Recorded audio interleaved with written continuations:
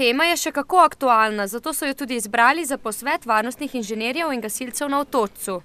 Ugotavljamo pa hkrati, da nekako te požarne sončne elektrarne, predvsem iz našega vidika, nimajo skladnih papirjev, torej požarnega reda in požarnih načrtov v primeru požara za varno ukrepanje.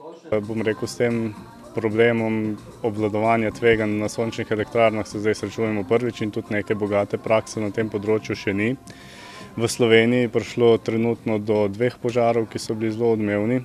To je področje, kjer v praksi še nimajo veliko izkušenj, dodaja Piko. Požari na sončnih elektrarnah pa so posebni.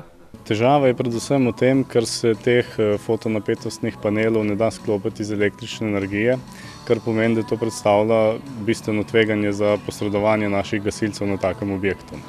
Požari na sončnih elektrarnah so novost, zato v gasilsko-reševalnem centru na tem delu veliko delajo, poudarja direktor Tomaž Kovačič. Zaposlene na tem področju izobražujemo in tu je tudi del naše preventive, ki si je zavedamo, da moramo na tem področju biti, sploh na Dolenjski regiji, ko bo gospodarsko na teh področjih sončnih elektrarn zelo močna, bomo vse napore vložili v to, da bomo to zadevo opravili tako, kot je potrebno in na tem tudi delamo. Hkrati pridobivajo požarne načrte v sončnih elektrarnah.